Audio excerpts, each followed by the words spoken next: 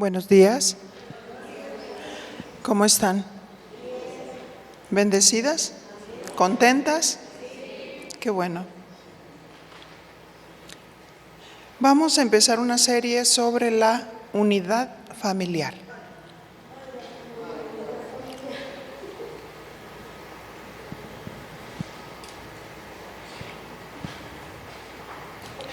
Y con nuestro primer tema, que se llama la distorsión familiar.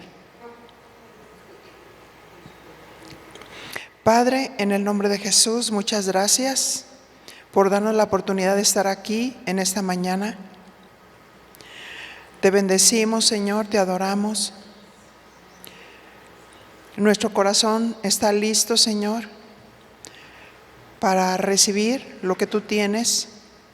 Ilumínanos, guíanos, complétanos. En el nombre de tu amado Hijo Jesús, muchas gracias.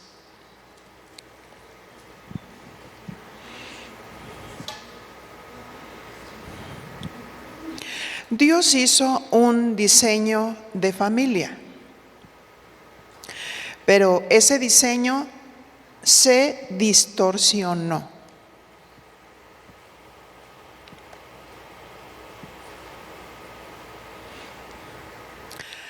El enemigo de nuestra alma vino a dañar el diseño del matrimonio y de la familia.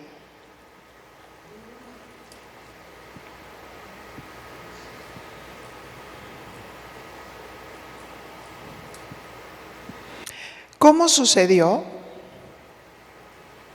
Cuando el hombre pecó, vino la primera pelea, ¿verdad? Entre Adán y Eva. Y Dios vino a pedirle cuentas, ¿a quién? Al varón. Génesis capítulo 3, verso 9. Mas Jehová Dios llamó al hombre y le dijo: ¿dónde estás tú? Verso 10. Y él respondió: oí tu voz en el huerto y tuve miedo, porque estaba desnudo y me escondí. Vemos todos los sentimientos que aparecieron en la vida del hombre después de haber pecado y de haberse separado de la presencia de Dios. Dice: oí tu voz en el huerto y tuve miedo. ¿Antes tenía miedo de Dios? Entonces, dice, porque estaba desnudo y me escondí. Ya estaba experimentando los estragos del pecado, ¿verdad? Verso 11. Y Dios le dijo: ¿quién te enseñó que estabas desnudo? ¿Has comido del árbol de que yo te mandé no comieses? ¿Y qué respondió el hombre? Desde Génesis 3:12.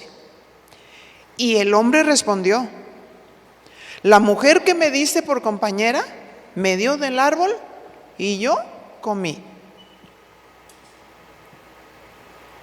Adán culpa a la mujer. Imagínese esa escena. Adán diciéndole a Eva: tú me indujiste a pecar. Y Eva respondiéndole: pero tú pecaste voluntariamente. Así es que ahí se aventaron su primer round, ¿verdad? Adán sabía que Eva había pecado. Y el pecado provoca desarmonía en el matrimonio, pero también desarmonía en la familia. Si desobedecemos a Dios, va a haber desarmonía, ¿verdad? Desarmonía en nuestra vida, en nuestra alma, en nuestras emociones, en nuestro espíritu.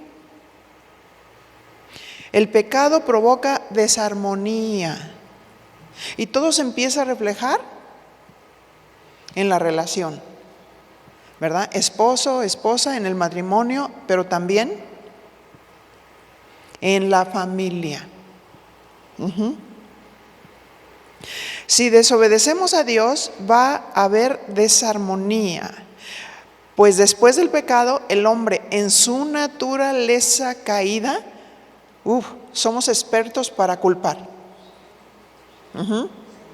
Siempre cuando alguien nos llama la atención de algo y decimos, es que por culpa de fulanita yo lo hice, ¿verdad? ¿Por qué llegaste tarde?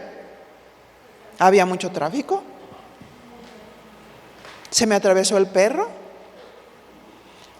Pasó esto. O sea, empezamos a justificar, ¿verdad? Cuando Dios le habló con Adán, él hubiera dicho, te desobedecí. La razón, olvídate. Así es que después del pecado viene la culpa y el tratar de justificar nuestros pecados. Verso 13. Entonces Jehová Dios dijo a la mujer, ¿qué es lo que has hecho? Y dijo la mujer, la serpiente me engañó y comí. O sea, a alguien tenía que echarle la culpa y ya se la echó a la serpiente. O sea, por eso comí, porque me engañó. ¿Dónde estaba Adán cuando Eva hablaba con la serpiente? Génesis 3:14. Y Jehová dijo a la serpiente, por cuanto esto hiciste, maldita serás entre todas las bestias y entre todos los animales del campo. Sobre tu pecho andarás y polvo comerás todos los días de tu vida. Por causa del pecado vino la distorsión familiar. Ahora, de aquí surge una pregunta. ¿De quién fue la idea de la familia? Dios es el que diseñó el matrimonio y por ende la familia.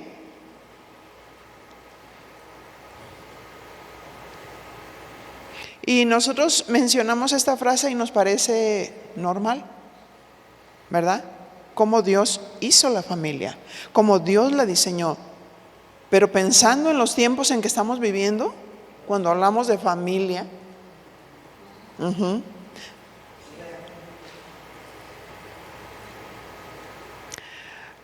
¿cuál fue el diseño de Dios en el matrimonio?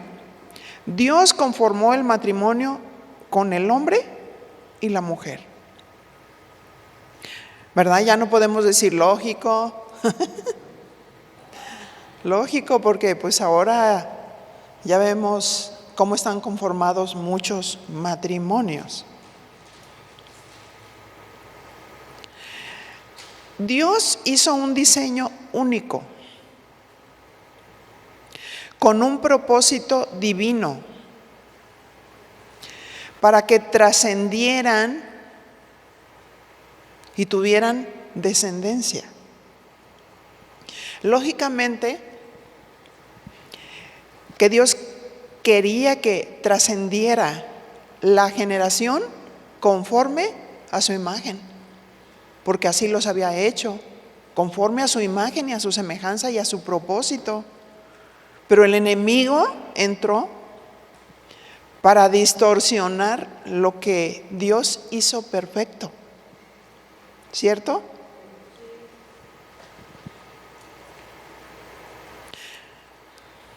Según la versión de Dios habla hoy, vamos a leer Génesis 1:28. Y nos dice así: y les dio su bendición. Tengan muchos, muchos hijos, dice esta versión. Llenen el mundo y gobiérnenlo. Dominen a los peces y a las aves y a todos los animales que se arrastran.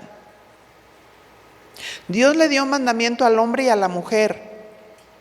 Dicen, llenen el mundo y gobiernenlo. La pareja al principio, como Dios la hizo, estaba unida aún en el gobierno, porque dijo, dominen la tierra. Estaban en una plenitud, en una perfección. Cuando viene la caída, entonces, ¿qué dice Dios? ¿Verdad? Tu deseo será para tu marido y él, ¿qué dice? Se enseñoreará de ti. Es el celo que tienen por sentirse, esta es mi posición, este es mi lugar, yo soy el hombre, yo soy el varón. Pero en realidad, cuando un hombre de Dios nace de Dios, pero entiende estas verdades, no se siente amenazado en relación al gobierno. Porque el esposo no es un sacerdote religioso, es un pastor que tiene una esposa. ¿No es cierto? Y las mujeres tenemos que tener mucho cuidado de cómo manejamos todas estas verdades. Y no decir, híjole, qué revelación. Oye, no, ¿sabes qué? Yo también tengo el gobierno. No se trata de eso. Porque cuando la mujer aporta algo a la vida de su varón, está aportando la voluntad de Dios, lo que Dios quiere, conforme al diseño de Dios. No importa la posición. ¿Estamos de acuerdo? No importa la posición, tenemos que ser muy sabias y muy inteligentes de saber cómo nos conducimos. La pareja estaba unida aún en el gobierno, a tener dominio sobre la naturaleza. Pero al pecar vino la decadencia del matrimonio. Ahora vamos a tener una presidenta. Y los varones que son usados por Dios aún en el gobierno, como en el dado caso de López Obrador, ¿verdad? Si están escuchando las noticias en el internet, y no nada más a los chayoteros, por supuesto. Y los resultados pues nos dan la razón. Pero vemos que cuando hay un hombre que verdaderamente es como Ciro, aquel rey que Dios usó y dijo, este es mi siervo. Porque Dios los usa. Y cuando vemos un hombre así, que sabe reconocer a una mujer como la que va a entrar a la presidencia, ¿verdad? Una mujer con talentos, que habla diferentes idiomas, que es sencilla, que es humilde, que no hay hombre o mujer. Es lo que dice la Biblia, ¿verdad? Ya no hay judío ni griego, ya no hay hombre y mujer. Estas verdades tenemos que manejarlas con mucha inteligencia, balance y equilibrio.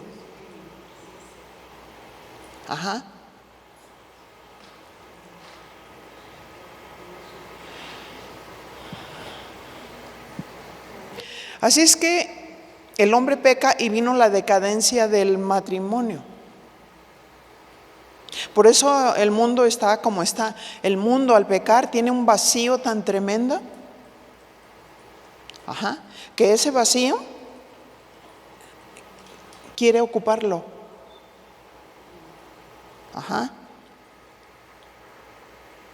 Muchos no creen en el matrimonio, ni en la familia. Algunos piensan, quizás el matrimonio es un invento del hombre. ¿Cómo está pensando el mundo en estos momentos? ¿Qué concepto tiene hoy la gente respecto del matrimonio y de la familia? Los jóvenes se juntan para tratar de hacer vida, pero en su mente no está el querer casarse. El otro día estaban pasando unas noticias, me parece que es Japón, donde dice que muchos en Japón en su mente no está ni casarse ni procrear hijos. De tal manera que se empiezan a dar cuenta que ya no hay niños y que dentro de unos años los que van a rifar son los robots. Y tienen robot mujeres en sus casas, mujeres que sirven, o sea, mujer robot que sirven, que llenan sus expectativas, pero que ellos no tienen un compromiso de nada.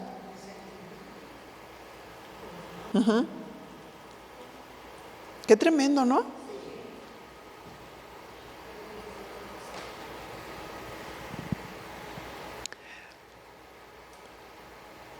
Hay algunos que no consideran el matrimonio como una bendición, sino como una maldición. Razones son muchas. Una de las razones es que tienen miedo de fracasar. Porque como no tienen a Dios, entonces el matrimonio se empieza a distorsionar.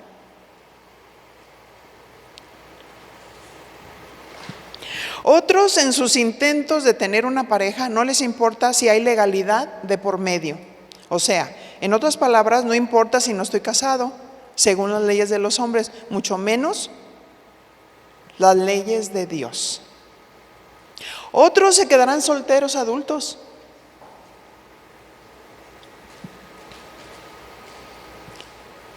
Y yo le decía a mi esposo, híjole, la verdad, el grupo de solteros adultos, no sé qué función tiene. Si los solteros adultos deben de ser personas productivas, personas que estén ministrando en diferentes ministerios, personas responsables que han alcanzado una madurez, no que están vegetando o que tienen miedo de casarse o no querer ser responsables.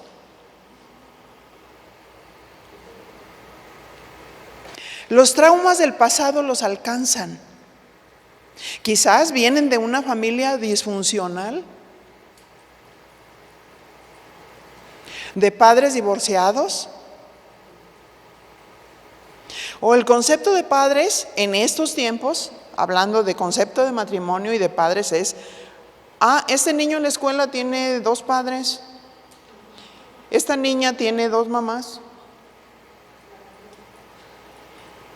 2 padres y un niño, 2 madres y una niña. El concepto de familia se ha distorsionado, pues los hijos carecen de identidad.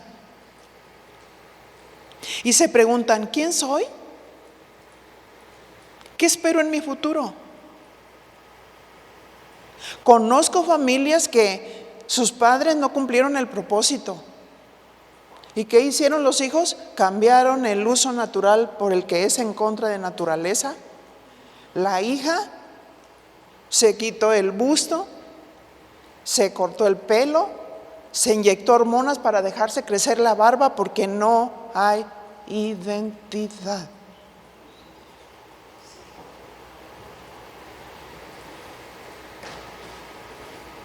Se preguntan, ¿quién soy y qué espero de mi futuro? Su conducta empieza a ser gobernada por un pasado tormentoso, de maltrato de parte de los padres. Algunos se dicen ya nacidos de Dios, pero tienen esas conductas, traumas del pasado, y van trascendiendo a sus generaciones. El maltrato por conceptos que no han superado.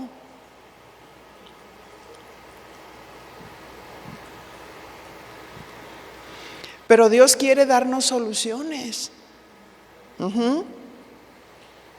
¿Qué debemos hacer con esos traumas y pensamientos que nos controlan o que controlan a la persona?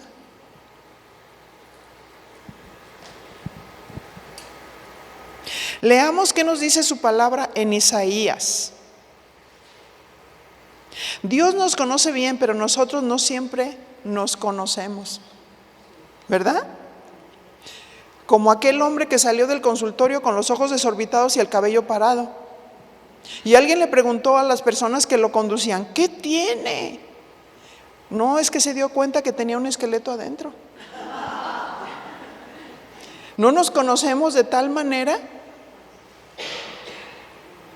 que no sabemos cómo solucionar los conflictos. Y nos falta conocernos para saber tomar la victoria sobre nuestra mente, sobre nuestra alma, sobre nuestros pensamientos. Encontramos este mandamiento en Isaías 43:18 y dice así: no te acuerdes de las cosas pasadas, ni traigas a memoria las cosas antiguas. Recuerden que los pensamientos gobiernan nuestra conducta. No, espérame, es que yo nací de Dios. Bueno, el hecho de haber nacido de Dios no significa que hayas renovado tu alma y que permitas que verdaderamente Dios controle tus pensamientos para que tu conducta sea conforme al diseño de Dios.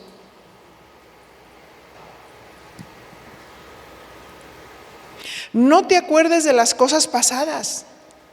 Pero quizás tú puedas decir, pero yo no me quiero acordar.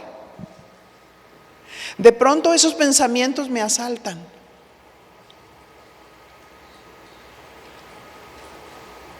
Pero es que yo ya perdoné a mi madre o a mi padre que me maltrataba y despreciaba. Y me maldecía con palabras. Y no entiendo por qué razón vuelven esos pensamientos. Dios nos ha dado una conciencia. ¿Qué es la conciencia? Es el conocimiento que el ser humano tiene de su propia existencia, de sus estados y de sus actos.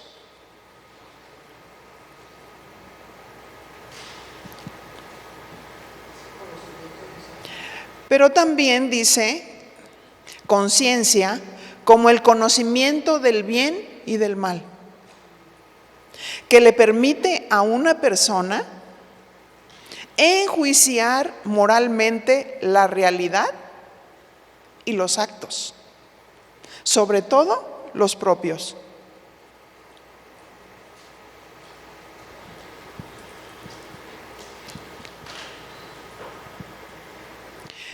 En nuestra conciencia hay dos partes. Número 1, lo que se le llama la mente consciente,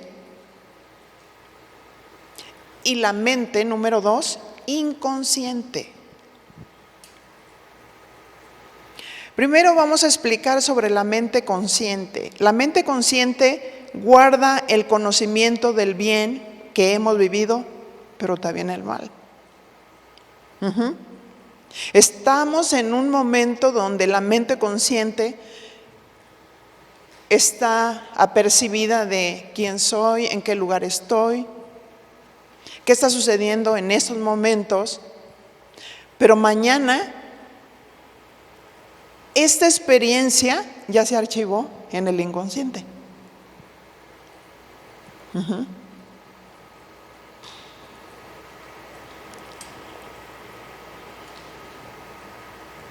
La mente consciente capta el conocimiento y lo archiva en la mente. Capta el conocimiento y lo archiva en su mente. Experiencias buenas o malas.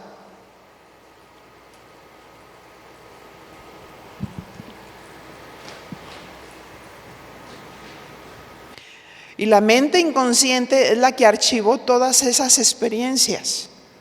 Cualquier situación que hayas vivido, maltrato, rechazo, una violación, un abuso a tu persona, Ajá. Y de pronto no nos damos cuenta, pero estamos reaccionando con las experiencias vividas. Uh-huh.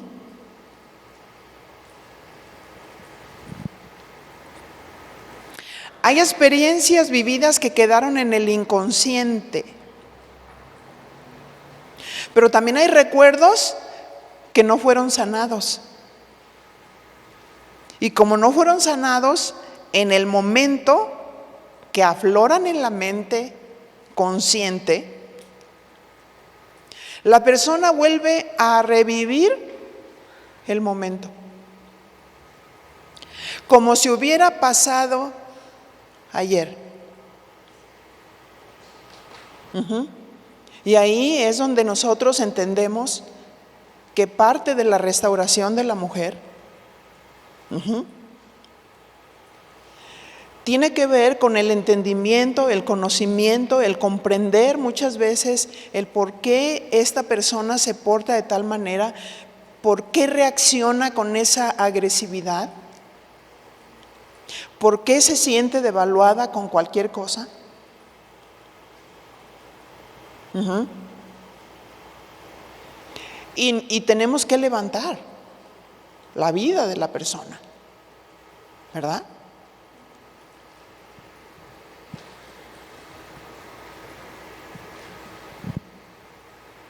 ¿Qué debe de hacer la persona cuando se da cuenta que el pecado afloró en ella o en él? Sintiendo una amargura profunda por aquella persona quizás que violó a su hija. Y vive atado a esa persona porque no la ha perdonado. Y constantemente, una y otra vez, es como si hubiera sucedido ayer. Uh-huh.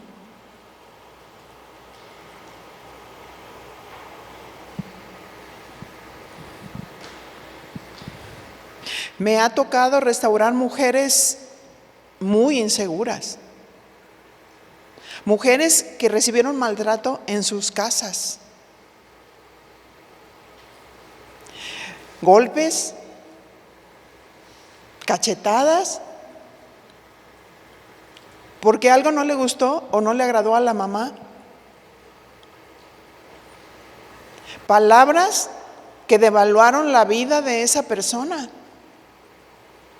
Y cuando están cerca, claro, hay que discernir, hay que ser sensibles, hay que entender. No vamos a restaurar a alguien cuando alguien le dijo en su vida pasada: no sirves para nada, eres tonta, nada te sale bien. Las personas que restauré a veces cuando estábamos en la reunión no sabían qué hacer o cómo conducirse, de tal manera que en ese tiempo tenían un maletín y yo estaba platicando con una persona, entonces ella me lo pasó por el medio de las piernas. Y no le dije yo, torpe. Le dije, tranquila, todo está bien. Y después, con calma, después de la situación, hablé con ella y le dije, mira, cuando uno está platicando con una persona, no hay que interrumpir. Lo más importante no es el maletín, lo más importante son las personas. Entonces, observa, espérate. Una vez que se mueva uno del lugar, entonces tú ya puedes colocar el maletín donde debe de ser. Era una persona que me peinaba, pero estaba tan insegura que siempre estaba nerviosa. Quizás pensarían, Vicky es un ogro. Porque a veces, malamente, cuando vemos reaccionar a una persona, pensamos que es la otra persona, como cuando uno aconseja a alguien, le ministra, la persona se libera y sale llorando y dicen, ay, qué mala, ¿qué le hicieron? ¿Se fija la mente? ¿Cómo está nuestra mente? Uh-huh. Entonces recuerdo que esa vez ella me iba a peinar y yo le dije a ella, mira, tienes que aprender a observar, tienes que aprender a desarrollar esa sensibilidad, aunque nadie te diga. Observa, observa. Ajá. No te preocupes demasiado si esto te va a salir perfecto. Preocúpate por agradar a Dios, porque cuando tú lo haces para Dios, todo sale bien. Todo sale bien. Y entonces esa vez estaba haciendo mucho frío. Ella se acerca con una tacita de café que se veía que le salía el humito y se me hizo muy confortable. Me dijo, te preparé una tacita de café antes de que ella empezara a peinarme. Y yo le dije, ay, muchas gracias, qué linda. O sea, se me hizo bonito detalle y aparte muy confortable por el frío que estaba haciendo. Y le di una tomadita a mi café. Pero ella empieza a preparar, traía una dona, un cabello, una dona de peinar. Y le hizo así. Y que vuela la dona con cabellos y que cae en mi mera taza. Pero fíjese, ¿por qué pasaba eso? Porque ella quería agradarme a mí. Y le dije, no, es que no es así. Lo que tú hagas lo debes hacer para agradar a Dios, no para agradarme a mí. Si tú agradas a Dios, Dios te va a enseñar cómo servir. Y en ese momento que cae la dona, las dos soltamos la carcajada. Y desde ese momento se rompió el hielo. Y yo le dije, ¿ya te fijaste? Que no es así. Y fuera de eso, ella cambió. Pero después de que se casa, empieza a recibir maltrato del esposo. Es una persona bien bella. Es una persona que hasta un mes antes, su esposo se convirtió. Era un hombre que le hablaba duro, fuerte. Yo tuve que enseñarle a ella, como parte de su restauración, a tener dignidad, a sentirse amada por Dios, a ponerle límite a su esposo cuando quería pasarlo, a hablar con él de situaciones que estaba haciendo incorrectamente. Pero qué hermoso saber que por lo menos un mes antes se convirtió y se volvió la persona más amorosa y dulce. Alguien puede decir, pues como dijo el sapo, ya para qué, ¿verdad? No, pero qué lindo que ella pudo ver la conversión de su esposo hasta el último mes. Ajá. Y permanecer allí en amor. Le dije, tú eres una mujer hermosa, tú eres una mujer valiente, tú eres una mujer que tienes la dignidad de Dios. Cuando Él te grite o te hable fuerte, ¿sabes qué? Él es el gritón, pero tú eres digna. Tú no tienes por qué sentirte menos, porque Dios te ha dado un valor. Tú eres una princesa de Dios. El problema no lo tienes tú, el problema lo tiene Él. Por lo que vivió. Perdónalo, ámalo, sopórtalo. Y sé muy sabia y muy inteligente para saber vivir con Él.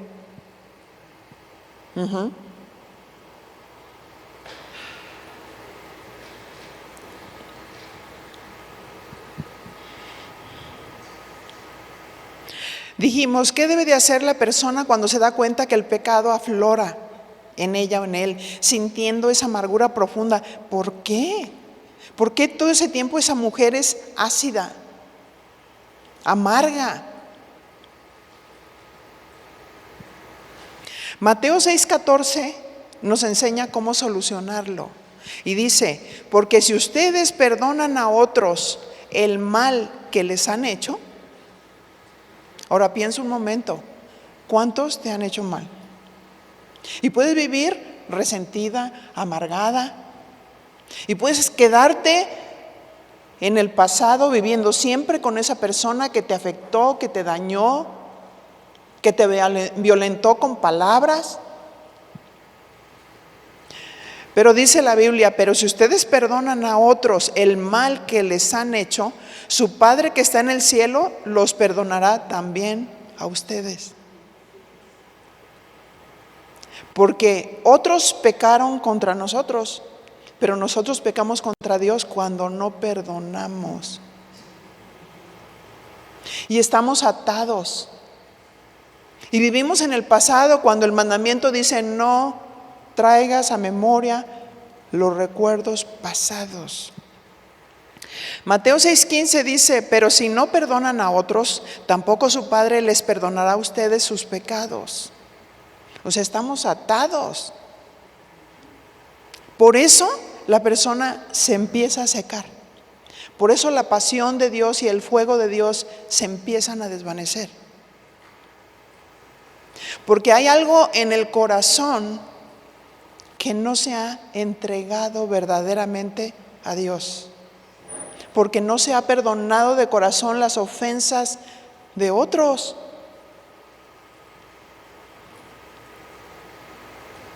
¿Qué sucede cuando se ha perdonado al agresor?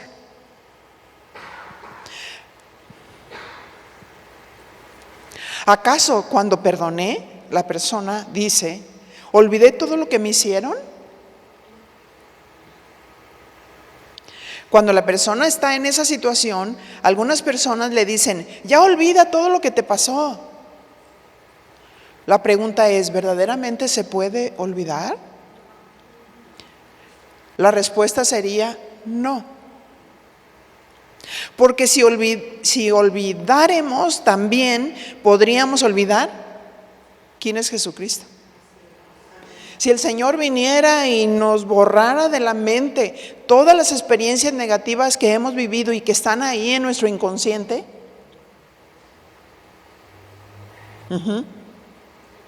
pero no es así. El único que tiene la capacidad para olvidar es Dios. Él, si fallamos y le pedimos perdón, nos perdona y lo olvida. El enemigo quiere traer culpas y las trae al presente y nos puede hacer sentir culpables. Pero el Padre dice: yo anulé el acta de los decretos que había contra ti y la clavé ahí en la cruz del Calvario. Ya no debe nada. Cuando el enemigo viene y dice: no, ¿te acuerdas que esa persona hizo esto y hizo aquello? Aquí está borrado completamente. La sangre de mi Hijo borró todos los pecados. Amén. Él es el único que tiene la capacidad para olvidar.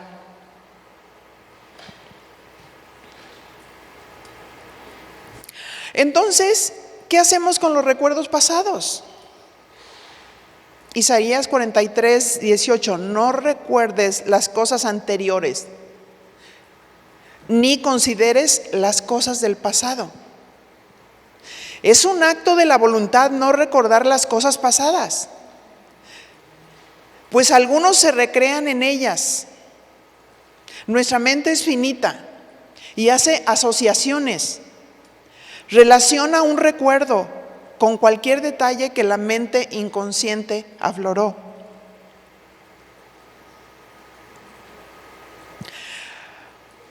No traigas a memoria los recuerdos pasados, o sea, no tomes la iniciativa de empezar a explayarte contando las cosas pasadas. Y es que me hicieron, y es que... No tomes iniciativa de empezar a explayarte contando las cosas del pasado.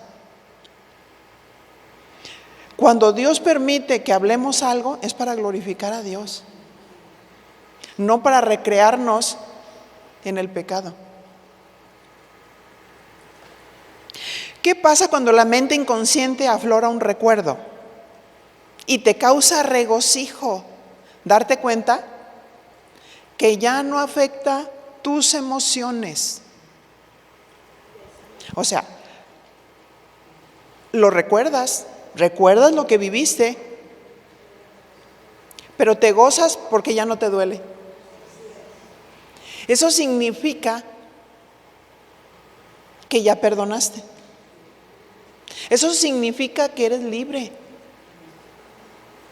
El pasado queda archivado en tu mente inconsciente, pero no debemos de permitir que eso gobierne nuestro presente. Y más si ya se perdonó. ¿Cierto? Pero cuando no nos conocemos bien, entonces ¿qué hacemos? Empezamos de nuevo a sentir culpabilidad por aquellas cosas que ya se perdonaron. Y es por ignorancia. Cuando Dios ya nos perdonó.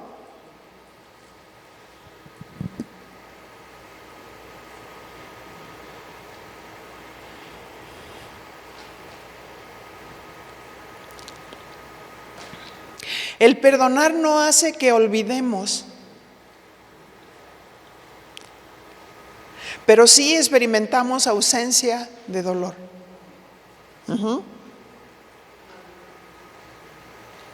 ¿Por qué se da la distorsión del matrimonio? Como dijimos, se da por causa del pecado y los pensamientos distorsionados. A pesar de la decadencia del pecado y el deterioro y distorsión del matrimonio y de la familia, Dios quiere traernos esperanza. Amén.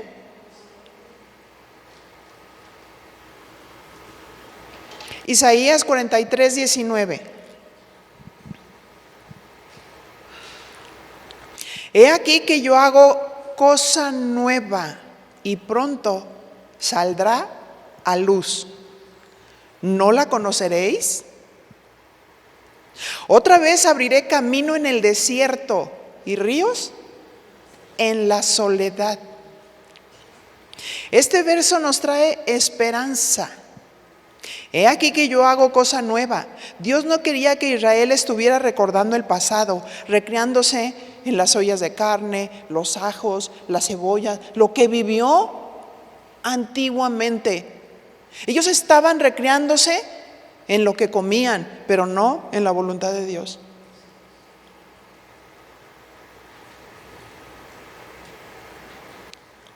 No estaban dispuestos a arrepentirse de sus pecados.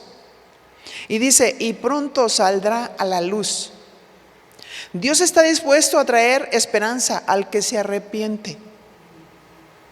Amén. Dice, ¿no la conoceréis? Otra vez abriré camino en el desierto y ríos en la soledad.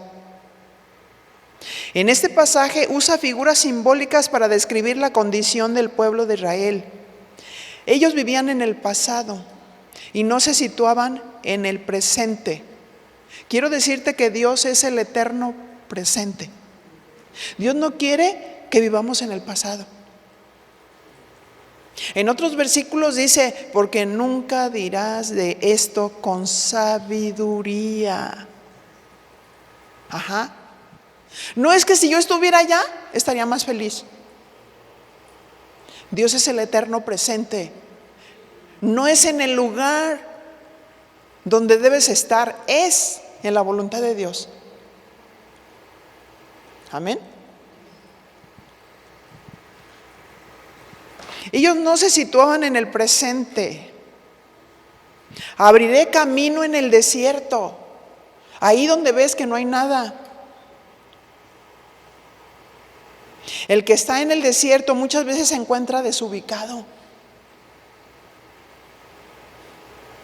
Pero Dios abre un camino de esperanza para ubicarnos y decirnos que el que tiene el control del matrimonio y de la familia es Dios. Amén.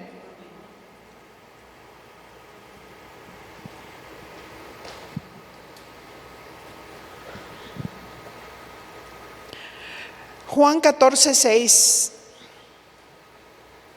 Dios abrió en el Nuevo Testamento, proveyó un camino.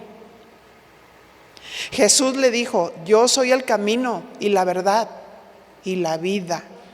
Y nadie viene al Padre sino por mí.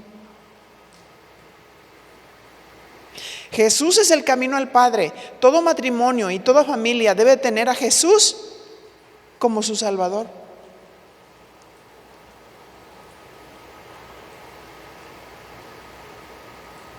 Para que el matrimonio que está distorsionado se armonice con Dios. Y las que tienen esposo que no son convertidos, gánenlos. Gánenlos para el Señor. Gánenlos por el testimonio, por la conducta. Como dice 1 Pedro 3, considerando tu conducta pura y respetuosa, teniendo un espíritu afable y apacible, que es de gran estima delante de Dios. Dios puede armonizar el matrimonio aún estando distorsionado. Necesitamos interceder por los seres humanos, por los seres que más amamos, pero no amargarnos. Cuando nos amargamos significa que tus ojos están fijos en las personas, pero no en Dios. Amén. Deja el egoísmo a un lado. Corintios dice: el amor no es egoísta. 1 Corintios 13:5. El amor no se porta indecorosamente, no busca lo suyo, no es egoísta, no se irrita, no toma en cuenta el mal recibido. Oye, es que me hizo. Y viene la amargura, y viene el resentimiento. Aunque decimos: yo soy de Dios, pero traemos pensamientos acuñados: es que el que me hizo me la paga.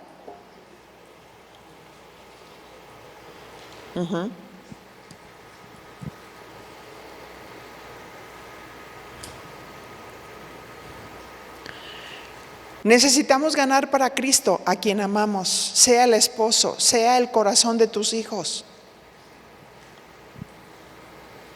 No nos centremos en nosotros mismos queriendo todo para nosotros. Acuérdate de la regla de oro. Mateo 7:12. Dios nos está dando herramientas. Por eso, todo cuanto queráis que os hagan los hombres, así también haced vosotros con ellos, porque esta es la ley y los profetas. Ahora la pregunta aquí es: ¿qué queremos que los demás hagan con nosotros? Todo cuanto quieras que os hagan los hombres, así también hacedlo vosotros a ellos. ¿Qué es lo que quieres? Que Él sea amable, que te tome en cuenta. Entonces, ¿qué vamos a hacer nosotros? Hacedlo tú. Sea amable. Dile palabras de bendición. Hónrale.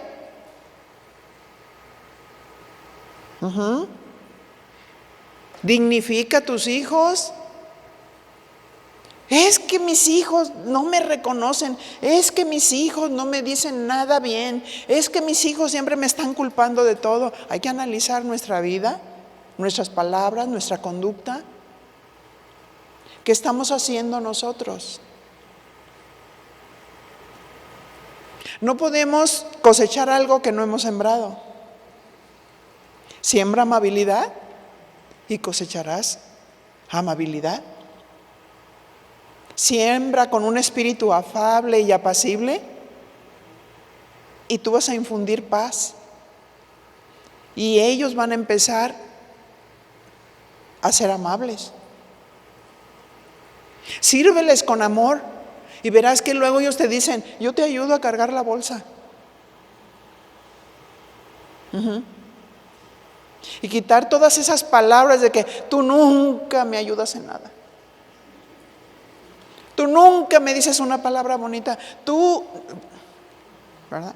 La ley del asadón. Todo para acá. ¿Qué queremos de los demás? ¿Del esposo, la esposa o los hijos? Atención, amor, amabilidad. Hacedlo primero nosotros para ellos.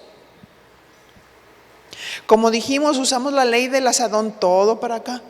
Es que no me miras, es que no me das, es que no me sirves, es que esto es lo que yo espero de ti.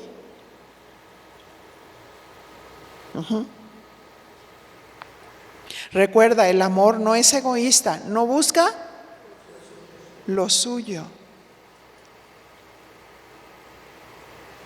¿Qué pasa cuando Cristo no es el centro de nuestra vida? Nos volvemos egoístas. Y así no podemos brillar la luz. O sea, hay una distorsión, hay un egoísmo.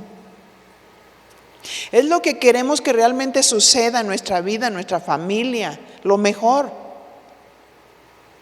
Pero ¿qué estamos haciendo nosotros respecto de la regla de oro? Mateo 5:14.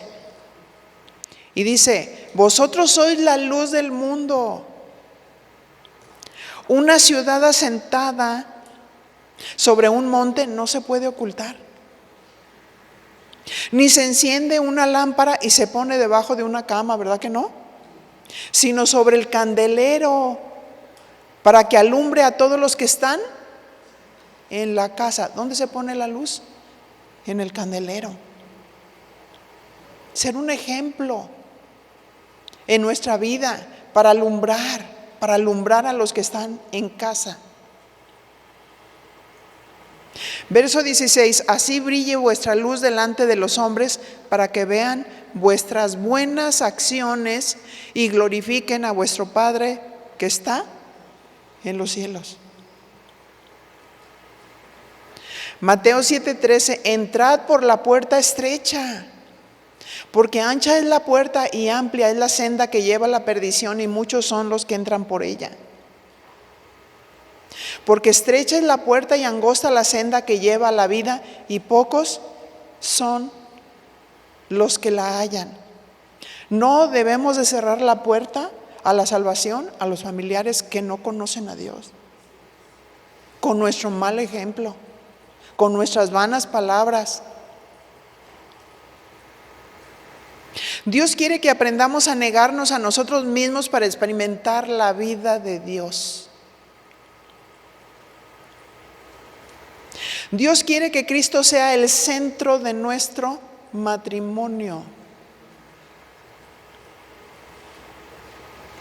Una vez que Cristo es el centro de ese matrimonio o de esa familia, el diseño de Dios se empieza a dibujar en sus vidas. Eclesiastés 4:12. Si alguno prevaleciere contra uno, dos le resistirán. ¿O qué? O el esposo dice, que le den por chismosa. No, ¿verdad? Si alguno prevaleciere contra uno, dos le resistirán. Y cordón de 3 dobleces no se rompe pronto. Ahora, ¿nuestra familia está distorsionada o está unida?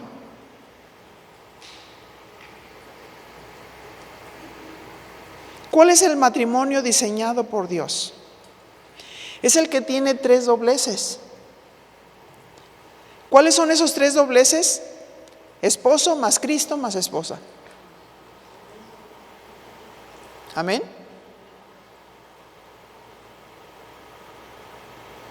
Cristo uniendo al matrimonio. Por eso es tan importante ganar a los que todavía no son.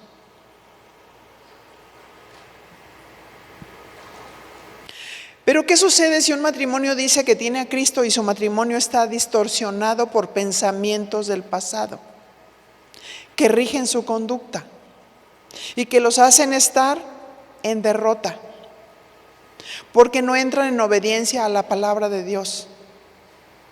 Cuando Dios les pide que perdonen a aquellas personas que dañaron su vida y que por esa razón viven atadas, viven atadas al pecado. Dios quiere que nuestros pensamientos cambien para que la conducta cambie.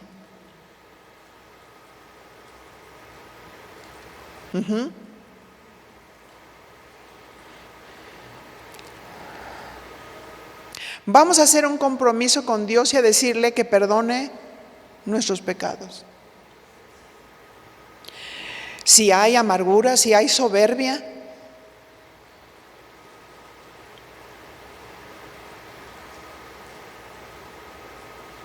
y decirle a Dios: quiero tu diseño en mi familia y no la distorsión de ella. Hay mujeres que se desaniman y dicen: es que no cambia. El amor todo lo sufre, el amor todo lo soporta, ¿verdad? Dios no quiere que haya resentimiento, porque Él no está dando una respuesta.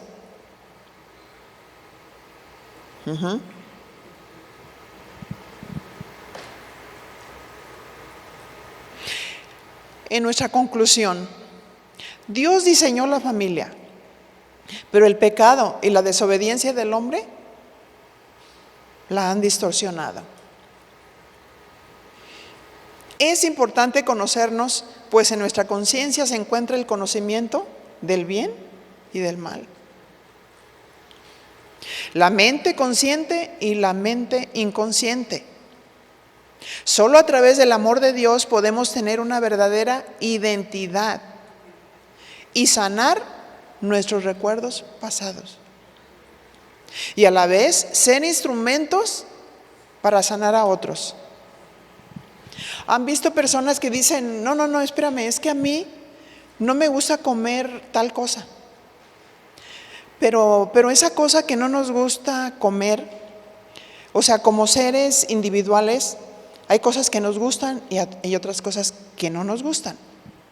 Pero cuando eso que no me gusta tiene que ver con un recuerdo pasado, porque te está recordando aquel abuso que hicieron contigo, porque te obligaron a comer sandía y sandía y sandía, o porque te obligaron a comer algo y dices: no. Tú sabes si te liberas o quedas atada. La manera de decir Dios me libera es comer aquello que me ata al recuerdo de aquella persona que me afectó. ¿No es cierto? Yo puedo seguir así toda la vida.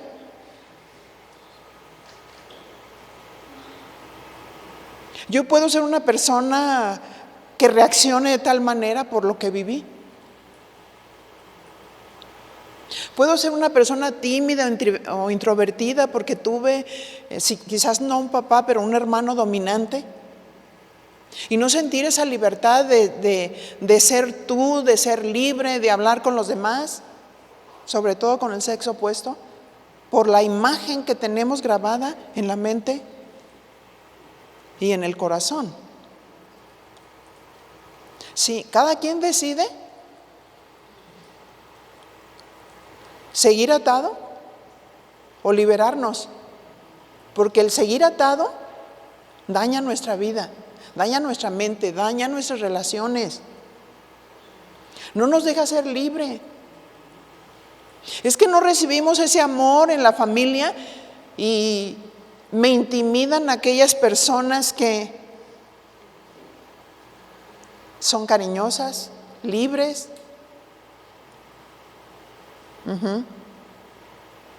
Es que yo no hablo porque siempre que quería hablar me callaban. Pues la manera de liberarte es hablar.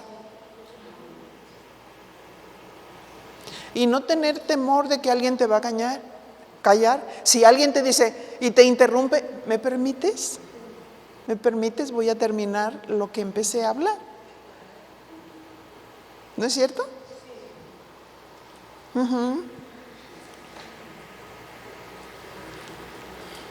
Hay que cambiar los pensamientos humanos por los principios de Dios para que nuestra conducta cambie.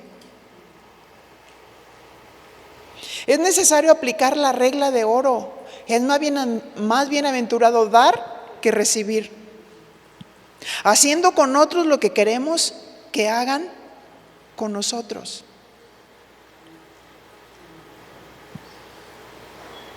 Si obedecemos, adquiriremos el diseño de Dios para la familia y no la distorsión de ella. Cierre sus ojos un momento.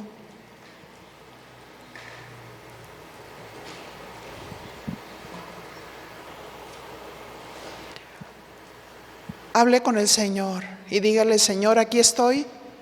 Yo quiero ser un instrumento tuyo para la edificación de mi familia. Señor, yo quiero perdonar los abusos, el maltrato, sea de los padres, sea del esposo.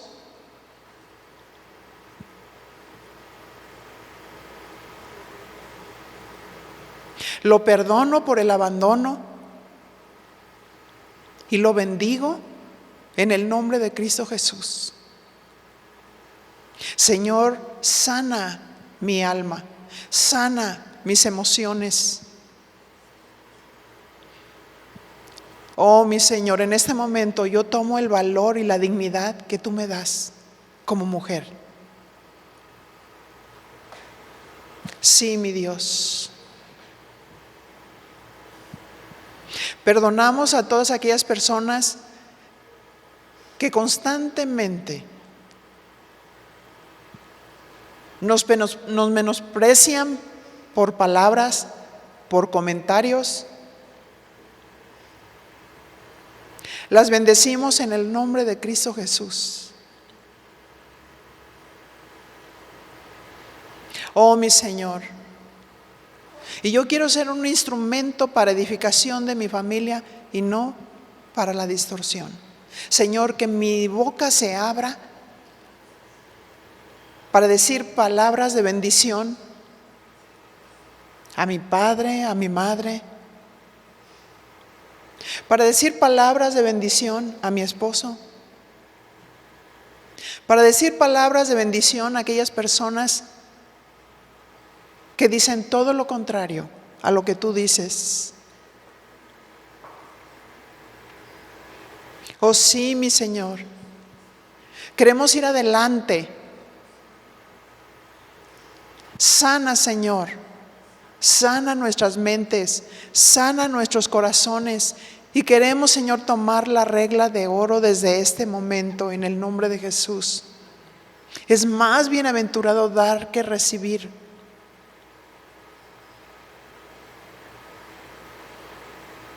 Guíanos, Señor, a través de tu Espíritu Santo, para que podamos ser instrumentos de bendición primeramente en nuestra familia, en nuestros hogares, en nuestro matrimonio, con nuestros hijos.